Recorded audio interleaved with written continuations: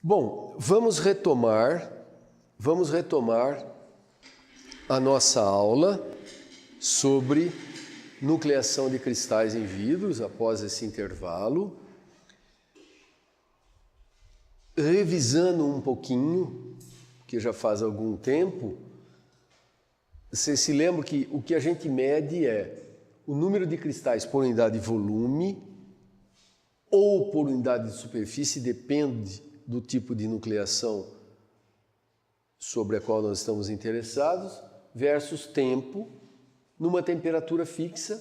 Tem um tempo zero, abaixo do qual nenhum núcleo é formado, depois um período de indução até atingir condições estacionárias. São as condições para a formação de uma distribuição estacionária de embriões no sistema. Então, o sistema está aquecido, as moléculas estão vibrando e se transladando de um lugar para o outro, esses núcleos se formam e dissolvem, formam e dissolvem, até que seja atingida uma distribuição estacionária, em função do tempo, a taxa de nucleação aumenta, e aí fica constante. Então, tem um T0 que eu não marquei aqui, é o tempo para formar o primeiro núcleo, pode chamar de T0 ou T1, tempo para formar o primeiro, um tau e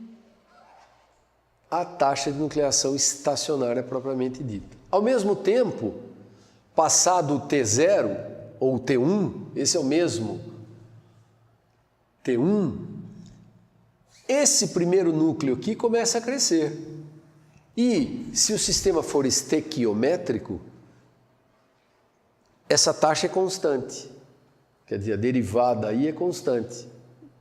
O raio aumenta linearmente com o tempo, numa dada temperatura. Depois nós vamos ver a combinação disso leva à cristalização do material. Por enquanto nós estamos vendo nucleação.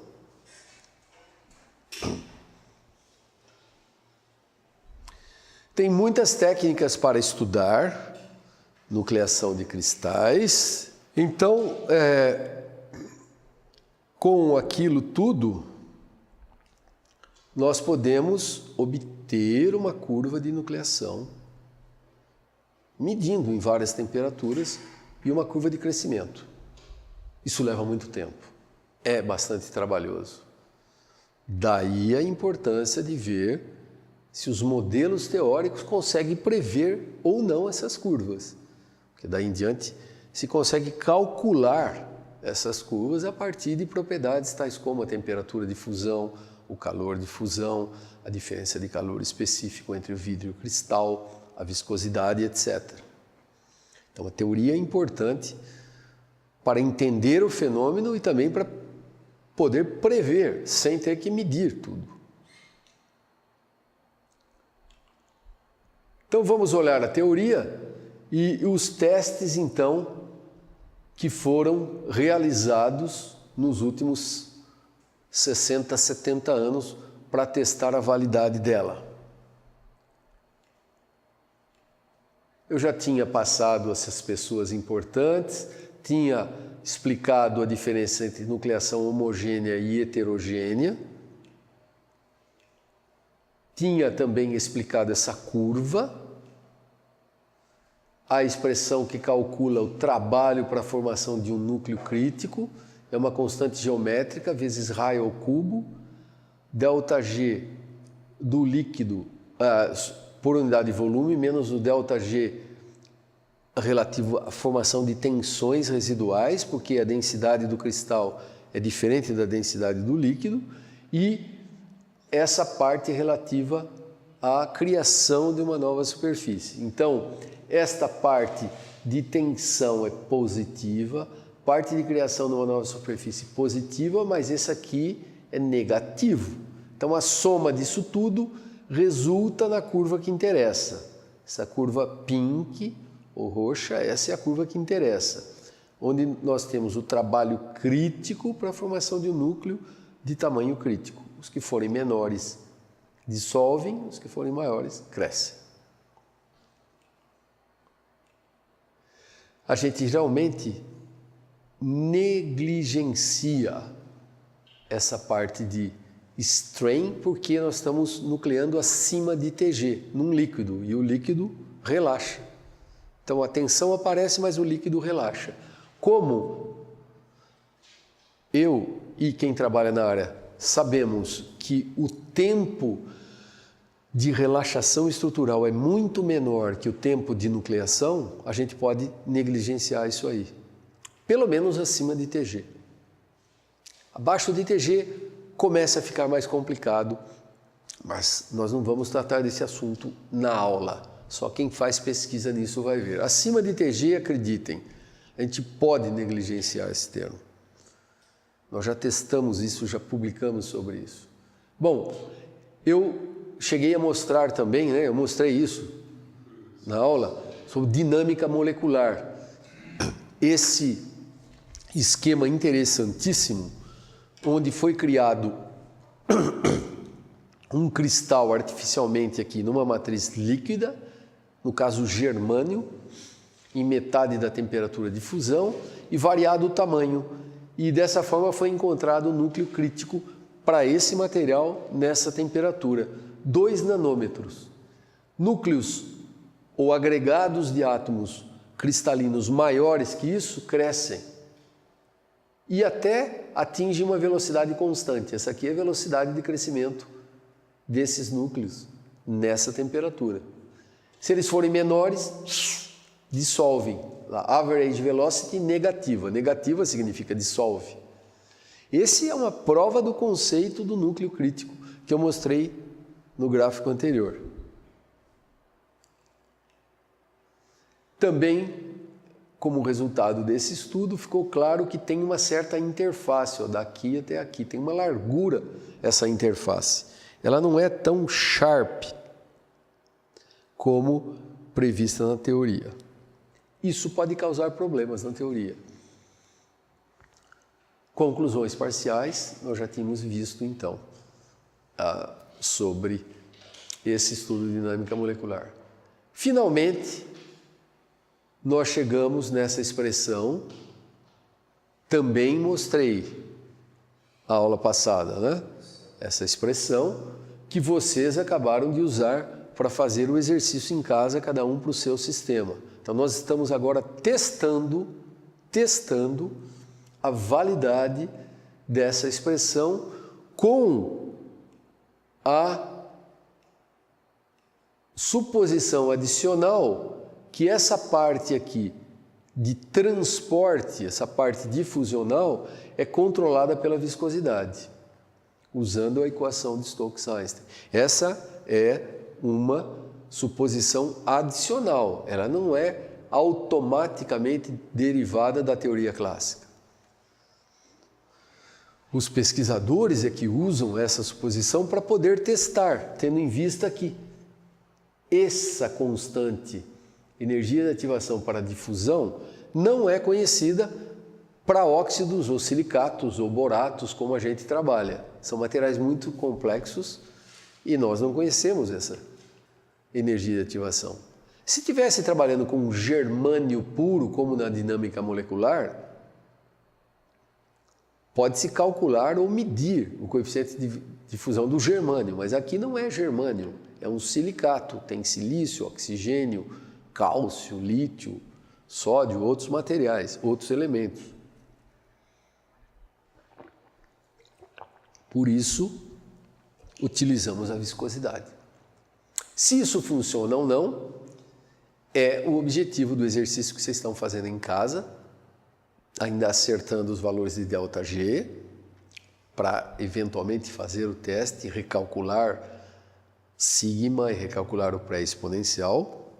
E também pessoas fizeram esses testes na literatura, é o que a gente vai ver agora. Até aí eu tinha falado. Então, o que a gente precisa para usar ou testar? A viscosidade, as taxas de nucleação steady state, idealmente medido para a mesma temperatura, a faixa de temperatura, usando o vidro do mesmo batch. O que quer dizer com isso? Eu vi que alguns de vocês aí pegaram a viscosidade e taxas de nucleação do mesmo autor. Isso é a melhor situação possível. Significa que a viscosidade e a nucleação foram medidas com o mesmo vidro. Porque vidros feitos em laboratórios diferentes têm graus de impurezas ou departures, né, da estequiometria diferentes. Então, eles não são idênticos. Mesmo um vidro feito no mesmo laboratório. Se a Adriana fizer um diborato de lítio e a Janine fizer outro, eles não vão ser idênticos. Elas fizeram em dias diferentes, usaram cadinhos diferentes, tempos diferentes de fusão. Uma pode ter volatilizado mais que a outra, um dia pode estar mais úmido que o outro, as matérias-primas que elas usaram talvez não sejam as mesmas. Os vidros nominalmente têm uma composição, mas eles são diferentes. Cada vidro é diferente do outro. Isso é uma coisa que nem todo mundo percebe. Mesmo pesquisadores experientes não percebem isso.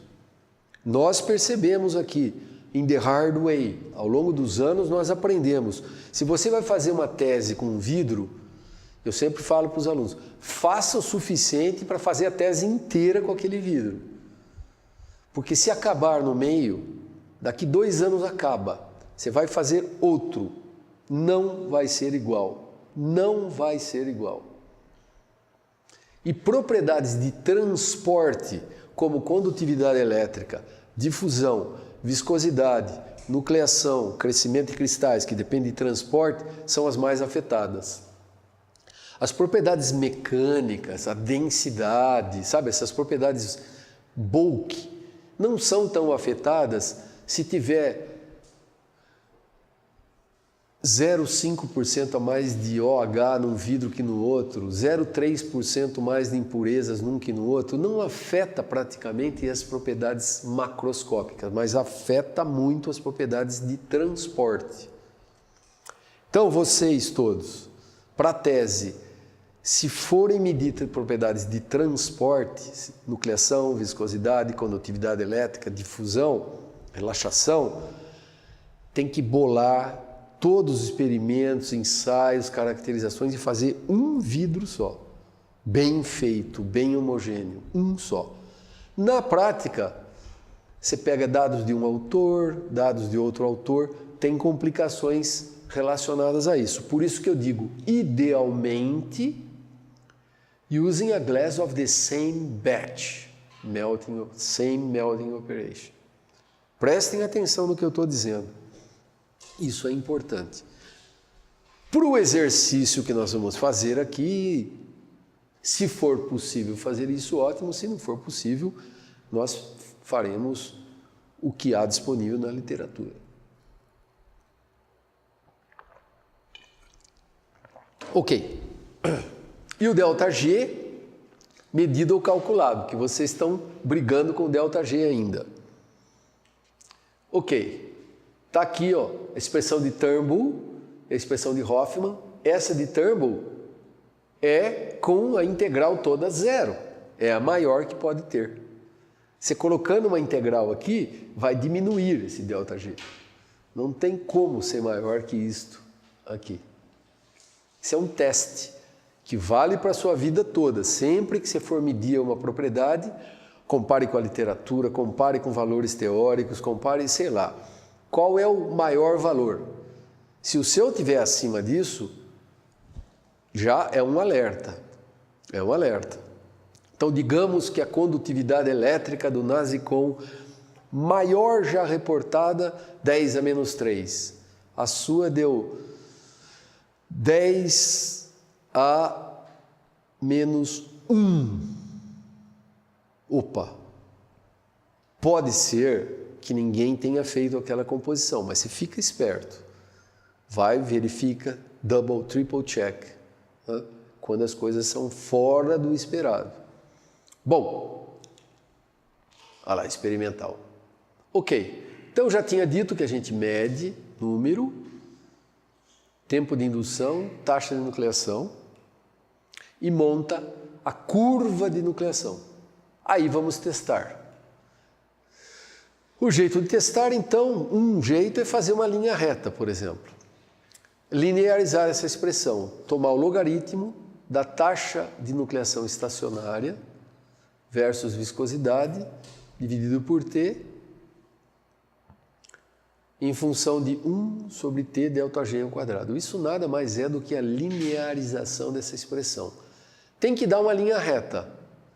Da linha reta, a gente tira sigma, como vocês tiraram.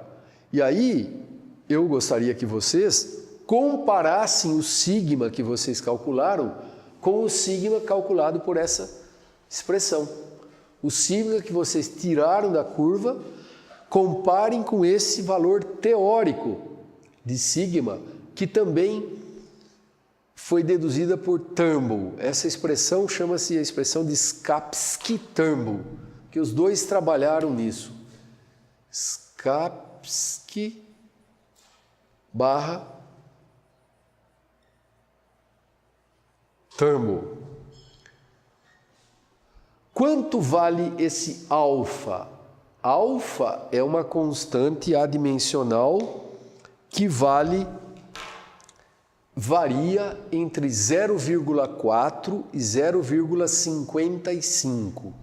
Então vocês vão ter dois valores teóricos de alfa, de sigma. Um para 0,4, um para 0,55. Isto aqui é o calor de fusão, número de Avogadro e o volume molar do cristal. Volume molar da fase cristalina, número de Avogadro, entalpia de fusão e a constante adimensional alfa, 0,4 a 0,55.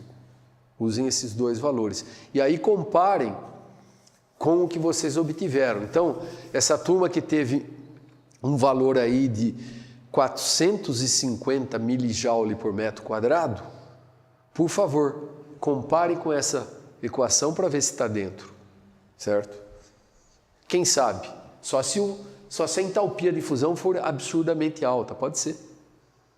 Que a entalpia de fusão para um dado sistema é absurdamente alta e vai dar esse valor aí, mas eu acho que tem algo errado. Então, essa é a primeira parte do teste experimental. A segunda parte é o intercepto. Da linha reta, certo? Da linha reta vai ter um intercepto no eixo vertical, no eixo das Y do gráfico. Então, o gráfico linearizado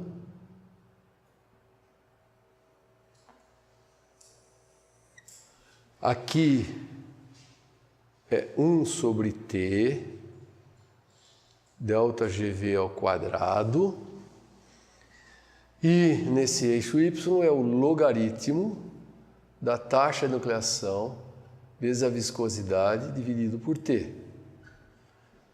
Os pontos experimentais vão ser algo assim e a extrapolação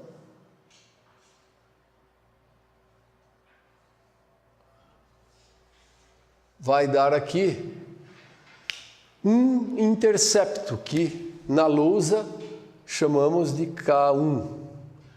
Esse K1 experimental pode ser então comparado com o valor teórico da equação clássica de nucleação. Então são duas coisas que vocês vão comparar. A energia interfacial que sai daqui e o K1. Esta com esta, esse K1 com o valor teórico que tem na transparência anterior. Mas antes de tudo isso, acertar o ΔG. Ok? Bom, finalmente, Vamos ver então os testes da teoria clássica da nucleação. A primeira pessoa a testá-la foi o próprio professor Turnbull. Ele desenvolveu a teoria e ficou bolando um jeito de testar. Como ele trabalhava com metais, ele pegou mercúrio, porque mercúrio é um metal que é líquido em temperatura ambiente. Então, é possível resfriar o mercúrio até um ponto que ele, abaixo da sua temperatura de fusão, até um ponto que ele começa a nuclear. Só que a taxa de nucleação era tão alta, porque não é um good glass former. Veja, o mercúrio puro é um péssimo glass former, nem é um glass former. Mas nucleia. Qualquer líquido super resfriado, como mercúrio, água, abaixo da temperatura de fusão, nucleia. Mas nucleia muito rápido, porque não são glass formers. Os glass formers nucleiam mais lentamente. Por isso que eles são glass formers. Por isso que dá para evitar a nucleação e formar um vidro. Bom, ele pegou mercúrio. Ia resfriando, de repente nucleava. Era tão rápido que não dava para medir. Aí ele usou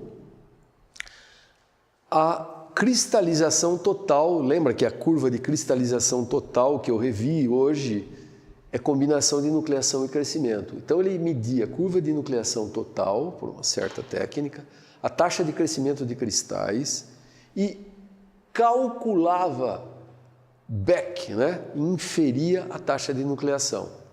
Que ele tinha, tendo nucleação e crescimento, se calcula a cristalização total. Tendo a cristalização total e crescimento, se calcula a nucleação. Tendo duas das três, você calcula outra. Mas já é indireto.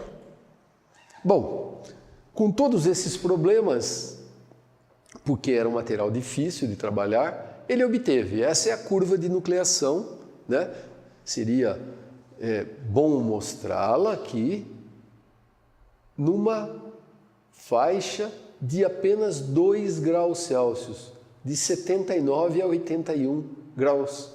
Ele conseguiu, Kelvin no caso, medir. Olha lá, taxa de nucleação. Então, 10 elevado a 13 núcleos por metro cúbico por segundo. Em cada metro cúbico de material, em cada segundo, 10 elevado a 13 núcleos formando nessa faixa de temperatura. Então ele foi, undercooling, a temperatura de fusão estava lá longe. Foi resfriando,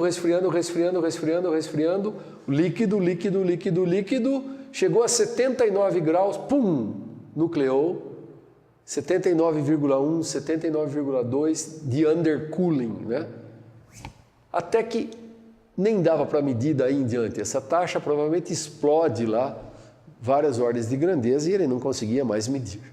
Conseguiu medir em 2 graus, e parabéns, porque um trabalho dificílimo de fazer, foi o primeiro pioneiro em medir taxas tão altas assim, e obteve a taxa de nucleação. Claro, as condições não são ideais, foram medidas indiretamente, só 2 graus Celsius aqui, mas vamos testar. Funciona ou não funciona? Aquela equação anterior.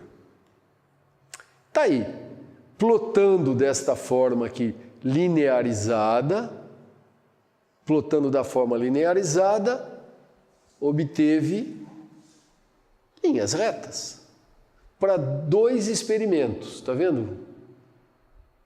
Bolinhas brancas e negras, 2 séries de experimentos, como um bom cientista deve fazer, em duplicata, principalmente quando está fazendo pela primeira vez. Duplicata, sempre duplicar para ter certeza, no mínimo duplicar, ele fez. Linhas retas. Então vamos agora extrapolar, lá o fim da classe, quer dizer, ele mediu aqui, agora tem que extrapolar para pegar essa constante aqui pré-exponencial e comparar com o valor teórico. Primeiro teste da teoria, dá ou não dá a reta? Dá, já é um bom teste. Só que foram só 2 graus Celsius. Em 2 graus Celsius você pode passar uma linha reta, provavelmente, em qualquer coisa. Mas, enfim, deu linha reta. Agora vamos comparar com o valor experimental. 7 ordens de magnitude maior que o previsto. Maior que o previsto. Não 7 vezes, mas 7 ordens de magnitude. Ok, mas a gente sabe que os experimentos são antigos, foram feitos com material dificílimo, numa faixa de temperatura muito estreita, então não foi um teste definitivo da teoria. 10 anos depois apareceram os polímeros e agora as medidas melhoraram. 3 graus Celsius de amplitude ao invés de 2 graus Celsius. Bom, 50% de aumento. Linha reta. Isso aqui foi com polietileno. Polietileno é um polímero que é cristalizável facilmente. John Hoffman, pessoal do National Bureau of Standards. Constante pré-exponencial, 12 ordens de grandeza maior que o valor teórico.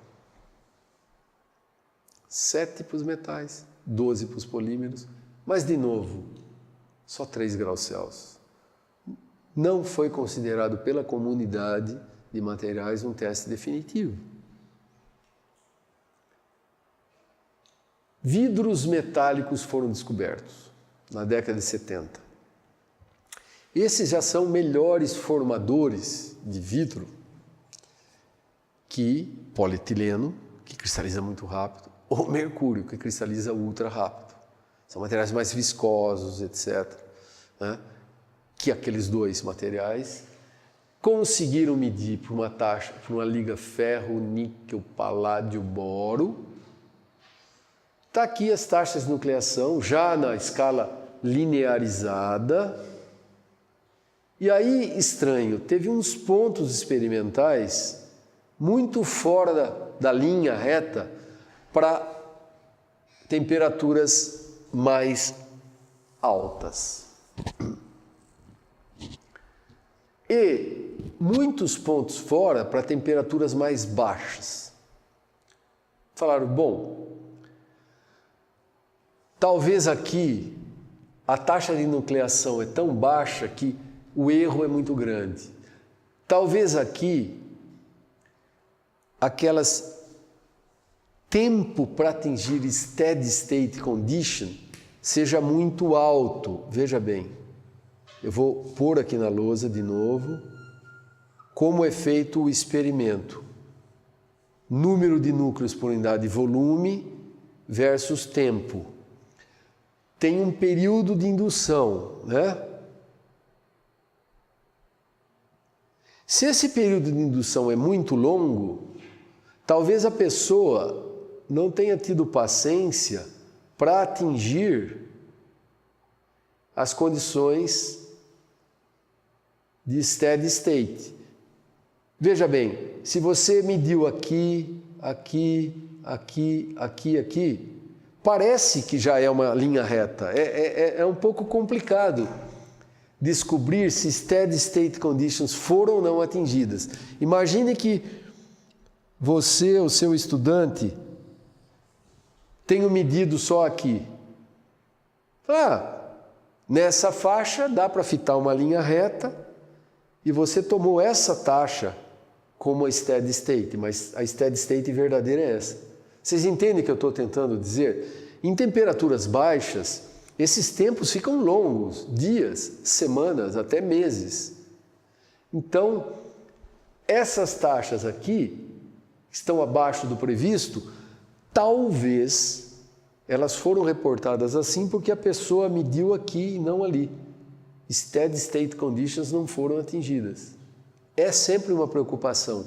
Como saber se steady state conditions foram atingidas? Né? O Daniel Casar, que é o monitor dessa disciplina, está escrevendo um artigo científico agora sobre isso. O tema é esse, como saber se steady state conditions foram atingidas. Muitas pessoas que são novas na área, não têm suficiente experiência ou insight sobre esses problemas, acaba reportando taxas de nucleação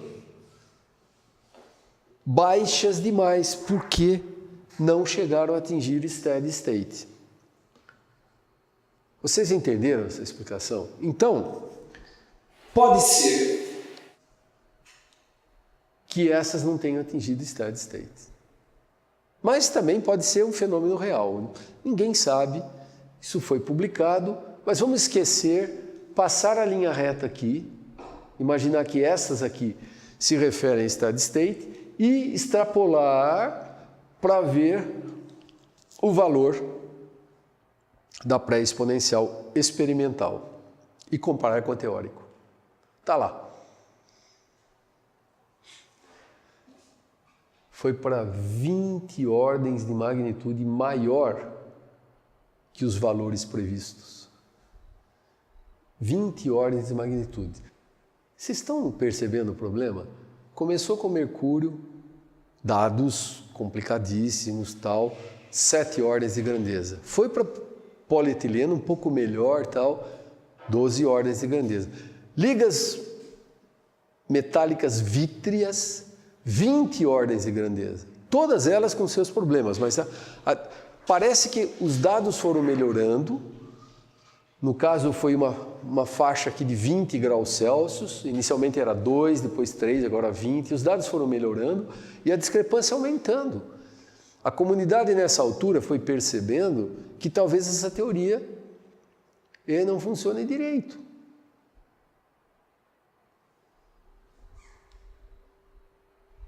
Tem uma dúvida sobre o que aconteceu aqui. Vamos deixar essa dúvida por enquanto. Bom, daí apareceu a comunidade vidreira, de vidros óxidos. São vidros bastante viscosos.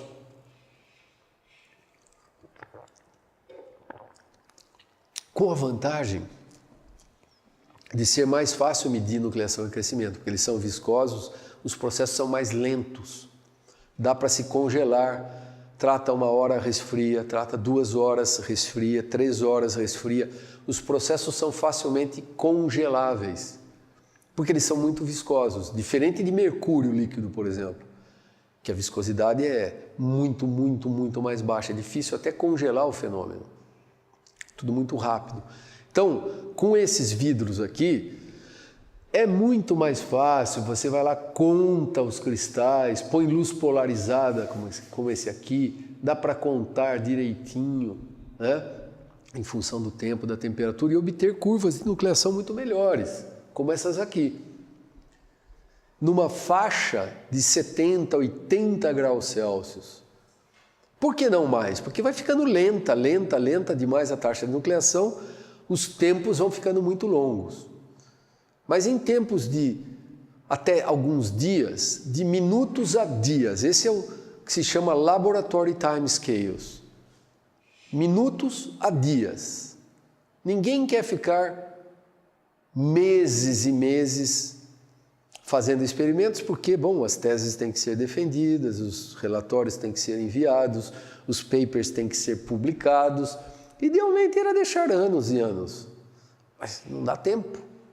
Então, Laboratory Time Scales de minutos a dias tem essas curvas aqui. Olha lá, fresnoíta, olha que taxa maravilhosa, quase 10 a 17, 10 elevado a 17, 10 elevado a 18, porque isso aqui é logaritmo, base 10, núcleos por metro cúbico por segundo. Esse fresnoíta nucleia tanto quanto os vidros metálicos.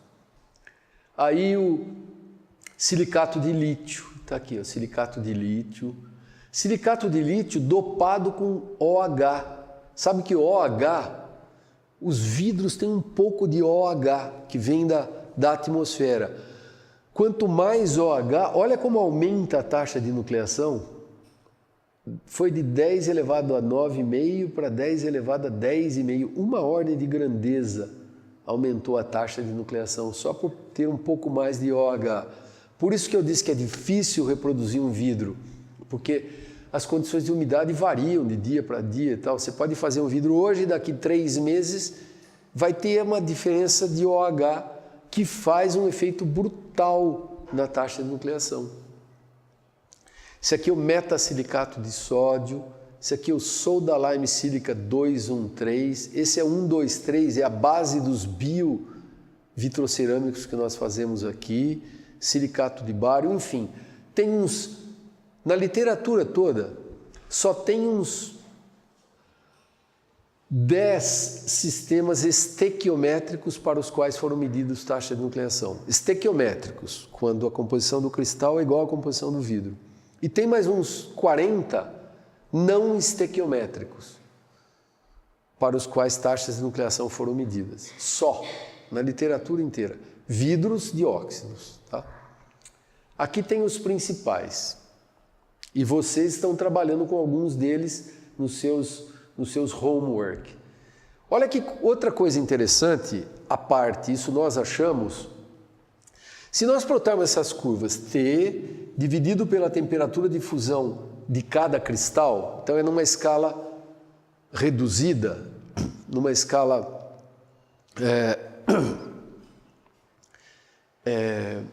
adimensional, quer dizer, a temperatura real dividida pela temperatura de fusão de cada cristal,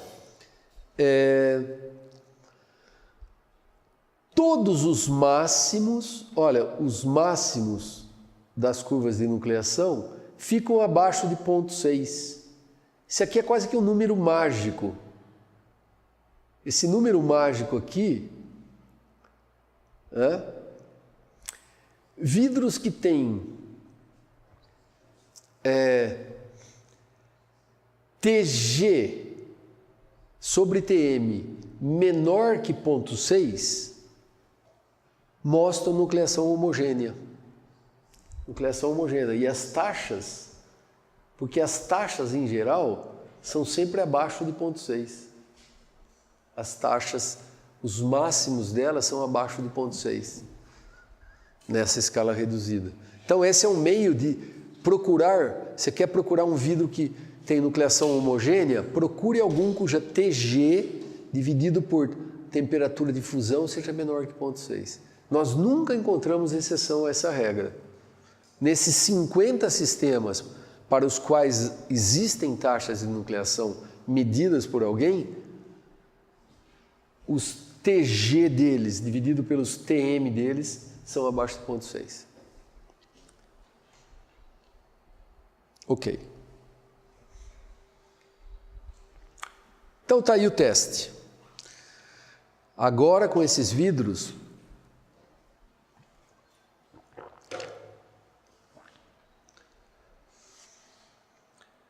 várias pessoas trabalharam, inclusive eu trabalhei com isso há um tempo atrás. BS2 significa BaO2SiO2, tá? Eu estou usando uma notação aí esquemática, mas é assim, BS2 é igual, na realidade, BaO2SiO2. NC2S3 é Na2O, 2CaO, 3SiO2.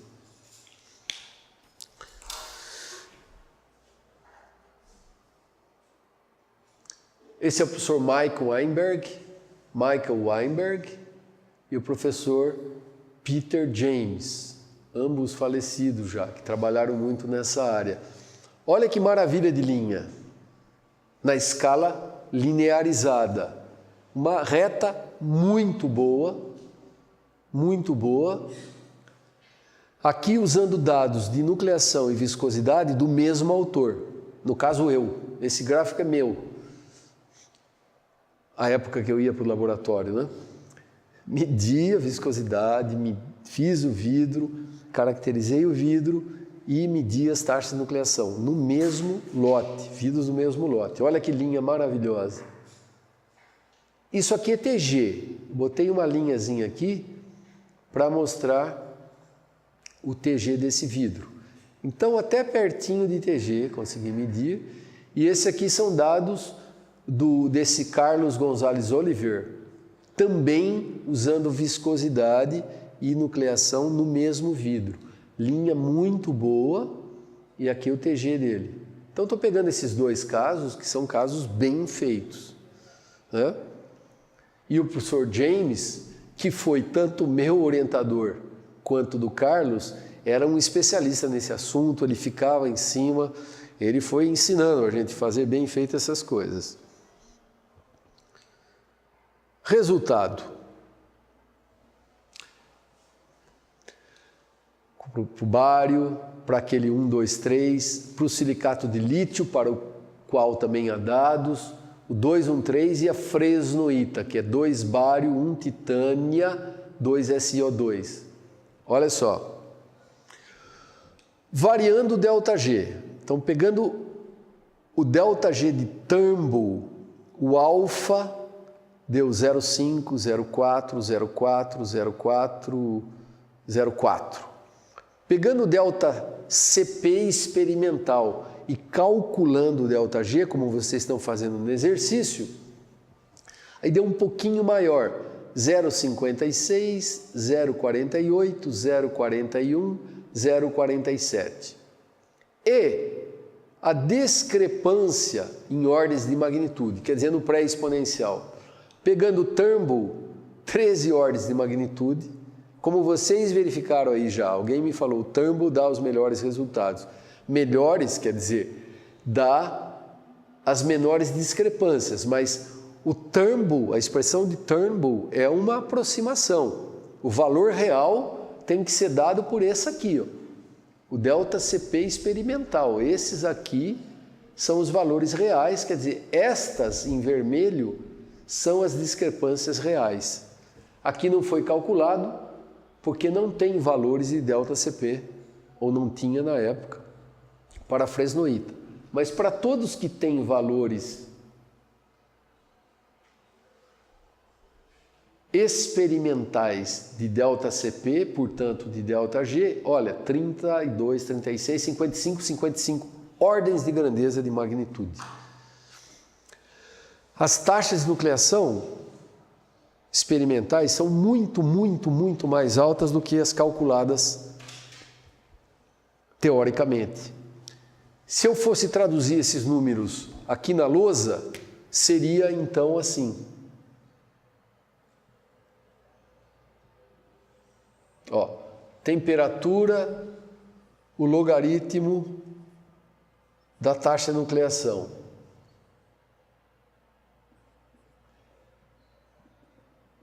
Experimental aqui, Classical Nucleation Theory aqui.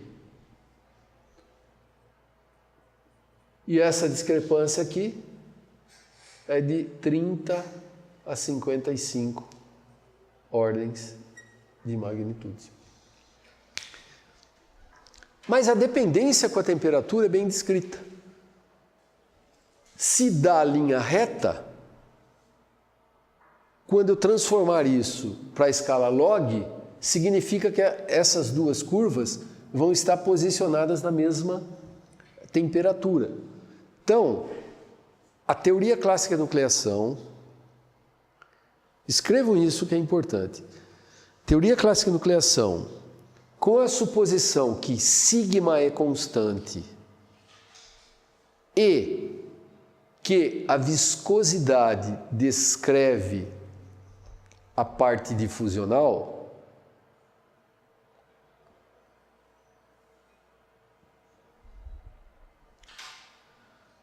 fornece uma razoável dependência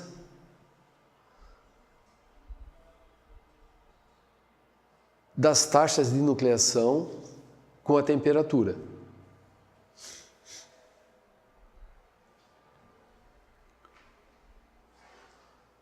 Vírgula. Entretanto, as magnitudes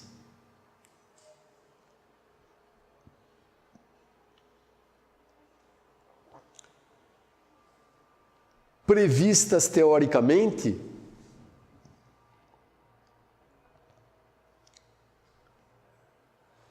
são de 30 a 55 ordens de magnitude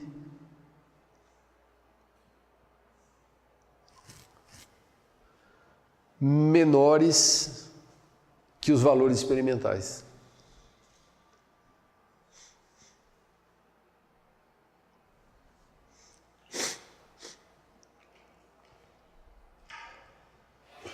Isso é somente para espíritos? Esse é para todos os vidros que foram testados até agora. Tem mais que esses. Para todos que foram testados até agora, bem testados, que foram bem testados. Se pegar lá o mercúrio, deu só 7, mas não foi um teste bem feito, com todo o mérito que os pesquisadores tiveram naquela época e tal, mas enfim, não foi um erro experimental, foi um teste difícil. Com o polímero, foi um teste difícil, só tinha dados em 3 graus Celsius. Com todos os vidros para os quais tem dados numa extensa faixa de temperatura, viscosidade e nucleação medido para o mesmo vidro, etc., etc., dados termodinâmicos disponíveis, as discrepâncias são dessa ordem aí, de 30 a 55. E esse é o estado da arte. Não é? Que horas tem, por favor? 11h15, certo. Bom, agora a pergunta vem: qual pode ser a explicação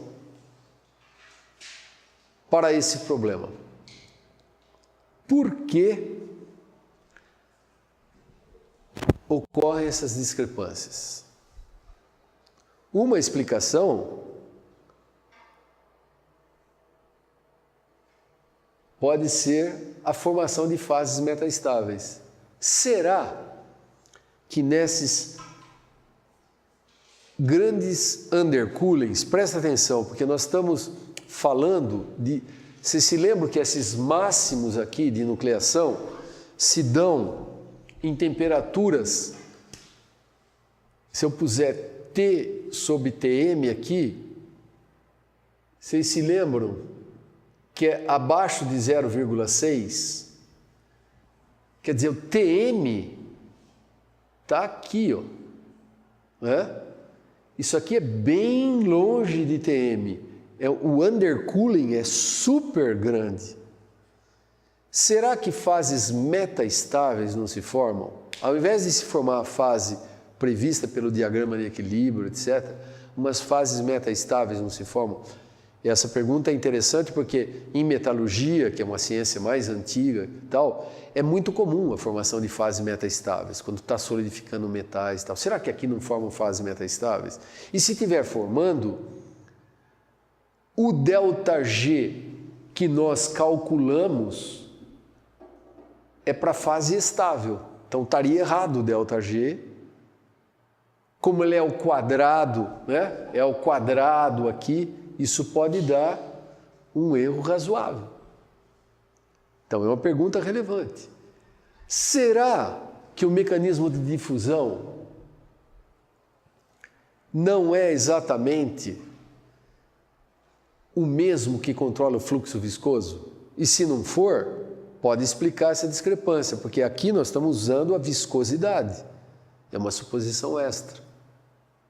Será que a superfície, a energia de superfície sigma, é função da temperatura ou do tamanho dos núcleos? Aqui a gente está considerando uma constante. Sigma é uma constante. Mas pode ser que ela seja ligeiramente independente da temperatura. Se ela for ligeiramente independente da temperatura, ao invés de ser uma linha reta aqui, e ela pode ser, nesse gráfico, uma coisinha mais curva para cá, e esse gráfico daria, por exemplo, aqui. Esse pré-exponencial poderia ser muitas ordens de grandeza menor do que aquele que a gente está pegando por extrapolação. Vocês estão entendendo? que aquilo foi assumido, que a energia interfacial é constante, então a gente põe uma linha reta aqui. Mas se for ligeiramente curva, dependendo com a temperatura, pode explicar também. E elastic stresses, lembra que nas transparências iniciais, quando deduzimos o W crítico, o ΔG strain foi negligenciado? A gente fala, não tem efeito nenhum. Será que a gente pode negligenciar? Será que tem algum outro efeito que a gente não está nem pensando? Tem algo não funcionando bem. O próximo passo no entendimento da física desse fenômeno é ver o que não está funcionando bem. Me digam alguma coisa, vocês, o que vocês acham disso tudo aí? Nessa altura vocês já têm algum conhecimento sobre vidros, já viram muitos seminários, já participaram de congressos, já fizeram outras disciplinas de ciências e materiais. Quais desses aí vocês acham possíveis? Ou nós temos que testar todos? Energia de superfície variar com a temperatura é super razoável, não é? Porque é uma propriedade termodinâmica. Deveria variar com a temperatura. Todas as propriedades termodinâmicas variam. Não é? O difícil não dá nem para medir. Vocês se lembram que essa é uma propriedade que não dá para medir. Só dá para tirar indiretamente dessas curvas ou calcular por aquela expressão aproximada de Scarps-Turnbull. Não tem um jeito de pegar um sulfatômetro, enfiar lá no vidro e medir. Não tem esse negócio, não dá para medir. Mas é uma possibilidade bem razoável. Qual outra dessas aí? Ou outra que não está listada? Essas três primeiras parecem bem possíveis para mim, né? Pelo que eu vejo o pessoal apresentando aí, fase metastável, parece um ponto mesmo. Vai saber, né? Tem a contribuição da entropia e da entalpia na mudança de fase. E aí vai influenciar realmente o que você falou da energia de Gibbs. Então, como a gente acha, todas parecem razoáveis, né? Eu acho que DG, a estresse ali, a deformação do material também vai ter uma influência. Também vai ter. E mesmo acima de TG, pode ser que ele tenha algum efeito. Como é tudo ao quadrado, dentro da exponencial. Vocês se lembram que aquele W crítico, só para a gente lembrar aqui, né? O W crítico que nós deduzimos, alguém se lembra de cabeça a expressão? Eu vou lembrar. 16 terços, né? De π, que mais? Sigma ao cubo, dividido por ΔGV ao quadrado. Isso está dentro da exponencial. Vocês imaginem se esse ΔGV seja ΔGV menos o ΔG strain, aquele que foi negligenciado, tudo ao quadrado.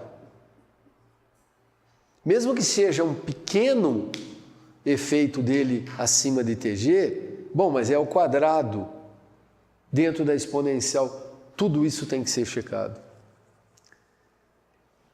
É fácil a gente dizer que elas relaxam, mas será que relaxam tão rápido assim? Será que já não faz um efeito na nucleação antes de relaxar? Então a gente agora tem que ver um por um dessas possíveis explicações para a discrepância. Primeira delas, e é o que eu vou ver na aula de hoje, as outras nós vamos ver a aula que vem, que é longa a história. Só para terminar a aula de hoje, esse foi um ex-aluno meu, aqui o Paulo César Soares, Paraná. O que nós fizemos? Pegamos o silicato de lítio, está aqui o diagrama de equilíbrio. Sílica, dissilicato de lítio, metasilicato de lítio, isso aqui é só metade do diagrama de equilíbrio, tá vendo? É metade. Continua para cá até lítio. fizemos um vidro com essa composição aqui, tomando um cuidado interessante. Pouca gente percebe isso, mas o cuidado foi interessante. Nós, de propósito, ao invés de fazer o vidro, o disilicato de lítio, ele fica bem aqui. Tem 33,33% de lítio, não é? 33,33333, sei lá, por cento de lítio. Não é essa em mol, porcentagem em mol. Não é essa a composição do disilicato de lítio? Ou do 33 mol por cento de lítio, 67 de sílica. É quase impossível fazer um vidro exatamente estequiométrico. Por quê? Tem impurezas, tem água, tem volatilização do lítio a hora que funde. Você nunca sabe quanto vai ter no seu vidro, a não ser que faça uma análise química muito bem feita depois. Então, o que nós fizemos de propósito foi já pôr um pouquinho a menos de lítio. Ao invés de pôr 33,33, nós já fizemos só 33. Além disso, o lítio volatiliza mais do que o silício, eu não sei quanto. Então, o nosso vidro ficou um pouquinho para o lado de cá. Muito próximo, mas um pouquinho para o lado de cá. Para evitar a formação desse metasilicato, que a fase metaestável provável que apareceria seria essa aqui, metasilicato de lítio. Tinha alguns estudos já falando, suspeitamos que tenha um pouco de metasilicato de lítio no nosso vidro disilicato de lítio. Nós falamos, é? Então já vamos fazer um... Porque se o vidro for para o lado de cá, aí o próprio diagrama de equilíbrio diz que tem que formar disilicato e metasilicato. Não seria metaestável. Então as pessoas falam, tem um pouco de disilicato no meu material e um pouco de metasilicato. Bom, mas se o material está aqui, é para formar essas duas fases. Por isso que nós fizemos o vidro para cá. Um pouquinho do lado direito de vocês. Para não formar o metasilicato de lítio. Só se ele for metaestável. Estão seguindo? Essas coisas... Eu estou dando esses detalhes para vocês pensarem, quando for fazer um design, quando eu falo aqui que o design do experimento tem que ser bem feito, você tem que pensar para fazer o design do experimento. Porque depois que o vidro está feito, que já mediu tudo, gastou um ano, formou o metasilicato de lítio, mas tinha que formar. Se você fez um vidro um pouco para cá, tinha que formar o metasilicato de lítio. Não é surpresa nenhuma e não é fase metaestável. Tem que pensar. Pensar. Nós pensamos, fizemos. Aí o Paulo, na época, isso já faz tempo, não tinha um bom microscópio eletrônico de transmissão aqui, mas lá na Universidade de Lehigh tinha. Então ele passou um ano com o professor Himanshu Jain, lá na Universidade de Lehigh, isso faz tempo, né? Que eles sabiam preparar amostras de vidro fininho e fazer microscopia eletrônica de transmissão e difração eletrônica nos estágios iniciais para ver se nucleava, quais fases nucleavam no estágio iniciais, porque eu estou querendo ver a nucleação. E aí, depois de um tempão, aqui é a curva de fração cristalizada, 0, 5, 10 até 40% desse vidro, tratado na TG dele por várias horas. Olha aqui, 100, 200, 300, 400, 500 horas. Porque a gente queria ver os estágios iniciais numa temperatura baixa. Só a nucleação, quase, pouco crescimento. É o TG, a nucleação, tratamento simples em TG, sem o tratamento de desenvolvimento ou crescimento dos cristais. E aí ele começou a olhar com Transmission Electron Microscopy e também X-Ray Diffraction, fazendo essas Transmission Electron Microscopy, Electron Diffraction e X-Ray Diffraction, tudo ao mesmo tempo, para ver quando começava a detectar a formação desses cristais nos estágios mais cedo possíveis, porque a gente queria ver a nucleação. Resultado, isso é 1 ano de trabalho. Essas 2 curvas aqui levaram 1 ano de trabalho intenso de uma pessoa que já fazia doutorado, já tinha feito mestrado, ele já sabia das coisas, o Paulo. E sabia bem microscopia eletrônica. Olha que interessante, diâmetro versus tempo nessa temperatura de 454. Aparecia a fase branquinha, metasilicato de lítio, escura, disilicato de lítio. Apesar do vidro estar do lado direito, não era para aparecer o metasilicato de lítio, mas apareciam as duas simultaneamente. E o metasilicato realmente é metaestável. Quer dizer, na realidade, a gente acha que ele apareceu durante já a fabricação do vidro. Quando ele fez o vidro e resfriou, não dá para medir isso, mas nos estágios iniciais aqui, depois de um pouquinho, já aparecia o metasilicato. Ou ele nucleou extremamente rápido, ou já tinha nucleado durante o resfriamento, isso eu não sei. Mas olha, o metasilicato, tamanho constante, que é o branquinho, e o número dele aqui do lado decaiu com o tempo. Quer dizer, uma fase metaestável, ela aparece e desaparece, porque ela é metaestável. Quem cresce é só a fase estável. A fase estável, olha lá, o diâmetro, que é o pretinho, cresceu com o tempo. E o número aumentou com o tempo. Então, a fase estável é o disilicato de lítio, num vidro de disilicato de lítio. Mas aparece uma fase metaestável. Só que, independentemente,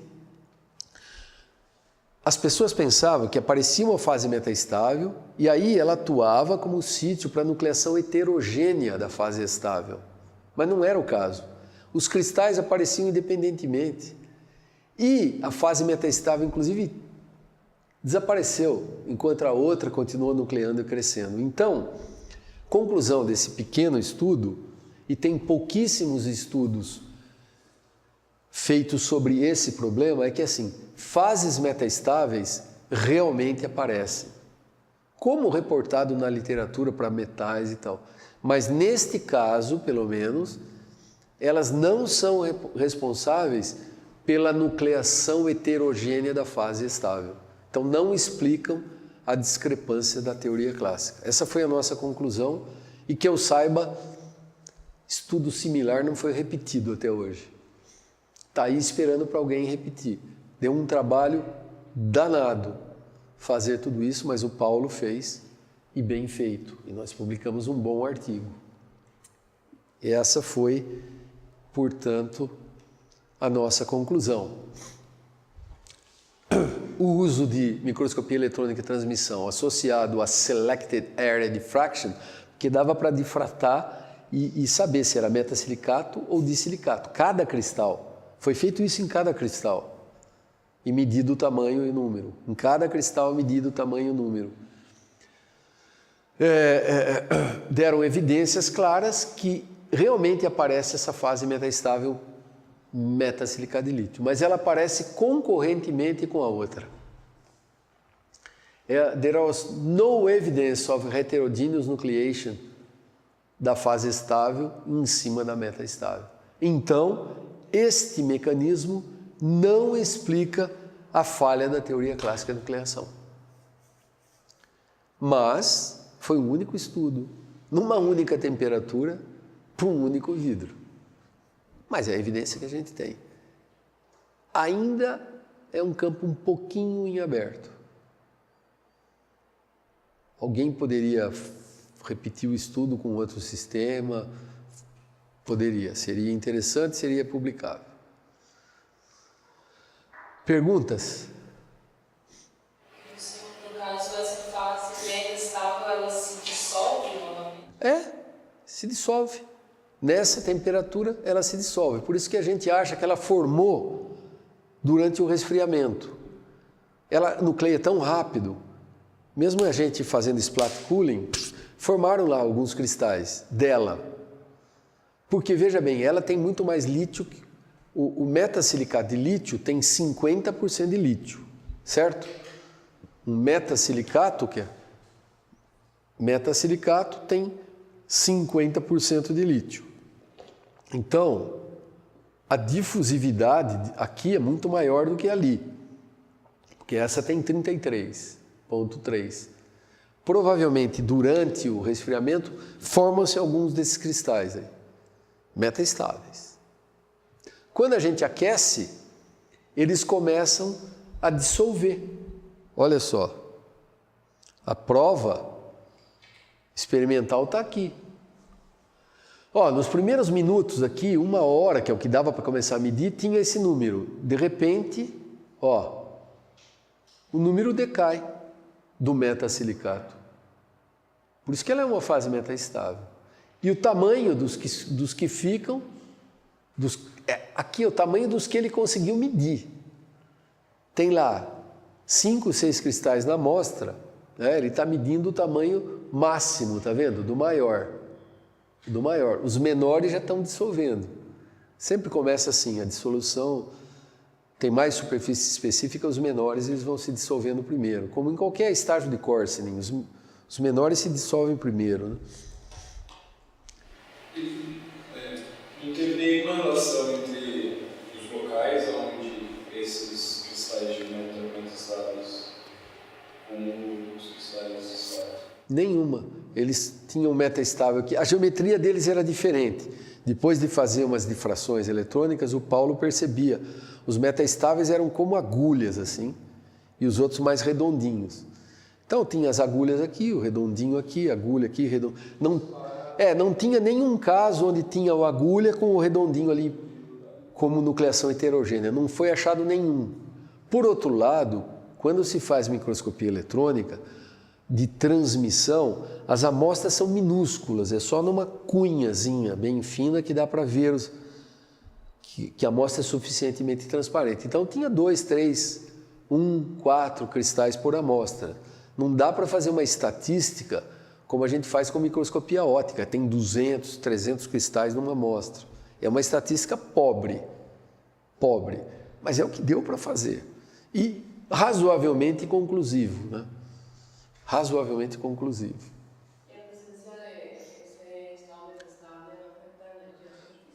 Não, porque nós estamos medindo os outros, certo? Nós estamos contando, quando a gente faz essa curva aqui, com microscopia óptica, nós estamos contando o disilicato de lítio. Esse aqui é disilicato de lítio, né? Então, conto 1, 2, contando esses. Os outros estão lá na matriz, dissolvendo. Quando chegou aqui, por exemplo, já tinha dissolvido todos os outros. Depois de algumas horas, tinha dissolvido os metasilicatos. Enquanto que os disilicatos continuaram nucleando. Então... Professor, ali o professor falou que talvez alguns dos núcleos da fase metaestável podem ter vindo da fusão, é isso? Não se sabe. Podem ter aparecido, não vindo da fusão, aparecido durante o resfriamento. Na fusão, dissolveu tudo. Certo? Sim, mas isso poderia acontecer com alguns cristais da fase estável, no caso do Também. Porque isso também poderia ser um dos motivos da CNT da discrepância, né? Esse efeito é pouco observado para justificar a discrepância. Não, porque, veja bem, mesmo que tenha formado alguns do disilicato, pode ter formado alguns, digamos, são os pretos, né? Isso aqui, pode ter formado esses aqui, também durante o resfriamento. Mas isso não importa, o que eu estou contando é o crescimento deles, é a nucleação deles. É como se fosse assim, ok, eu formei 2, 3, 4, porque durante aquele resfriamento não deu tempo de evitar. Mas não importa, aí eu comecei a tratar a 405 e começaram a aparecer outros, que é o que eu estou contando. São os outros. A gente está medindo os outros. Aquela meia dúzia que estava lá, mas não afeta. Poderia afetar se você está trabalhando com um sistema não estequiométrico, se você está trabalhando com um sistema não estequiométrico, o que significa? Quando formam alguns cristais de alguma composição, muda a composição do vidro. Estão seguindo? Um vidro com 50 componentes, 10 componentes. De repente eu formo só de silicate de lítio. O lítio e um pouco do silício desse vidro foi consumido pelos cristais. Então a matriz mudou. Já afeta. Alguns que formaram no resfriamento já afeta a composição química do vidro residual. Não é o caso aqui. Entende? Além disso, a fração volumétrica desses que formaram no resfriamento é 0,5%. 0,5%. Muito pouco. Por outro lado, não está fechado esse problema. É só o que eu tenho de evidências. Eu nunca mais vi um outro trabalho nesse sentido. Porque é trabalhoso, é trabalhoso. Sabe, ninguém quer hoje em dia trabalhos muito trabalhosos, né? Você quer publicar os artigos, fazer a sua qualificação em tempo, né? Apresentar em congressos, montar o currículo. Naqueles tempos mais antigos, as pessoas não tinham essa pressão, não precisava nem publicar nada para defender a tese. Não tinha essa regra, né? Para ganhar a bolsa de pós-doutorado era só ter boas notas na pós-graduação. Agora, se não tiver publicações, você nem pede. Eu nem peço, porque não ganha. Tem que ter. Se vocês forem pedir bolsa de pós-doutorado, botem na sua cabeça isso. Tem que ter 4, 5 artigos. É essa competição. Publicados, né, em boas revistas. É assim a competição. Tá bom, pessoal? Então, obrigado por hoje.